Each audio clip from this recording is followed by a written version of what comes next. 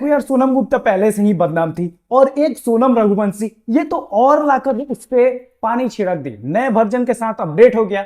अब भाई साहब इनकी इतनी चूल मच रही है आजकल लड़कियों में कि भाई साहब शादी कर ले रही है, खूब धूमधाम से नाच गान कर रही है, और साली शादी करने के बाद में कहीं हनीमून पे ले जा रही है, तो कहीं ड्रम में भर दे रही है, तो कहीं सूटकेस में भरवा दे रही है, तो कहीं बोरे में कसकर फेंकवा दे रही है अपने पतियों को। यार इतनी ज्यादा फुहारता के साथ ये लोग कर रही है कि कुछ शर्म ही नहीं आ रही है इन सबको। और इनके माता पिता को मैं कहना चाहूंगा, इनके माता पिता यार कैसे हरकतें के साथ पैदा लिए हैं कि अपनी बेटी से नहीं पूछ रहे हैं कि हमारी बेटी के मन में चल क्या रहा है, हमारी बेटी कहीं और मुंह मारा रही है, और यहां तक हम इसको शादी कर रहे हैं एक बढ़िया से घराने में। तो भाई साहब बढ़िया से घराने से पहले माता पिता को सोचना चाहिए कि हमारी बेटी क्या कर रही है।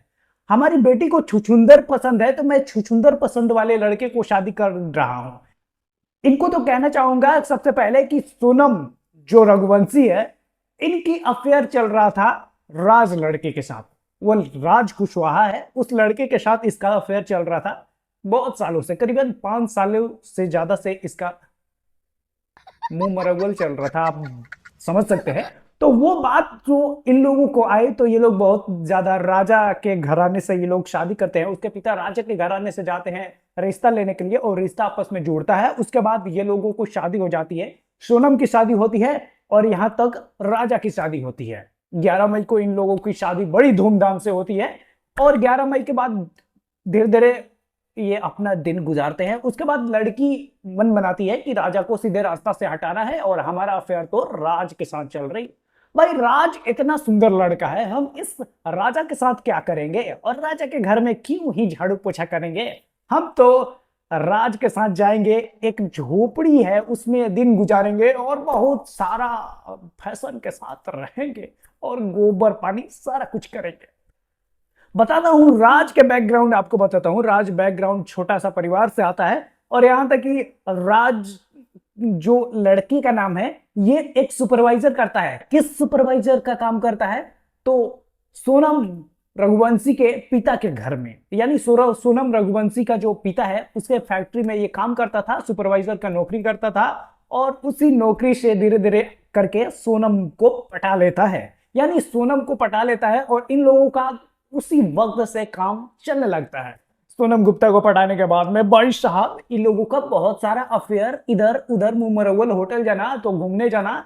और सोनम के पिता क्या ही जानते थे, हाँ सुपरवाइजर है, हमारा ख्याल रख रहा है बेटी का, बेटी जो कर रही है देखभाल कर रहा है, ये सोनम के पिता चाहने लगे। सोनम के पिता के आया कि हमारी बेटी जब बड़ी हो गई है तो वाकई में सभी के मन में ये रहता है कि हम अपनी बेटी को दान कर दें, ब्याह कर दें, अच्छे से सुख सुविधा के साथ वो जाएगी और अपने दूल्हे के साथ बड़ी खुशियां मनाएगी। खुशियां मना गई है तो दिखा ही, साली को फेंकवा दी मार करके नीचे खाई में, वो तो राजा के साथ करवा दी।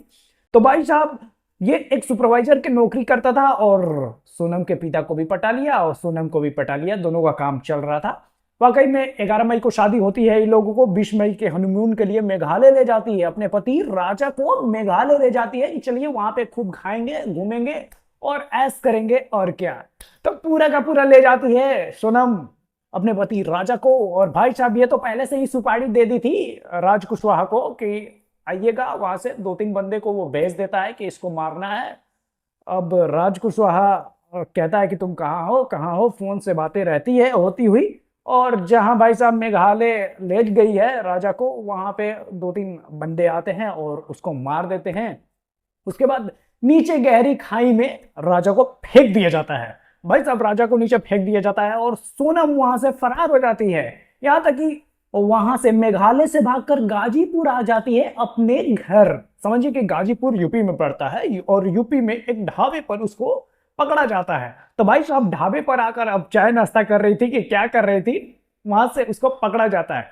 तो भाई साहब जब 2-3 दिन गुजर गया तो परिवार वाले तो भाई साहब राजा के ढूंढेंगे कि वाकई में गया कहां। ना बहू का पता चल रहा है, ना बेटे का पता चल रहा है। आखिर में बेटा के पता नहीं चल रहा तो बहू कहाँ गई, दोनों के दोनों लापता है। मेघालय पे पूछा गया कि कहाँ है, ट्रैक रिकॉर्ड खोजा गया कि आखिर में गया तो गया कहाँ। सोनम के घर फोन लगाया गया, भाई साहब सोनम इधर उधर फरार है, वो भी फरार है, और हमारे बच्चे का तो पता ही नहीं चल रहा, राजा के परिवार ऐसे ढूंढ रहे हैं।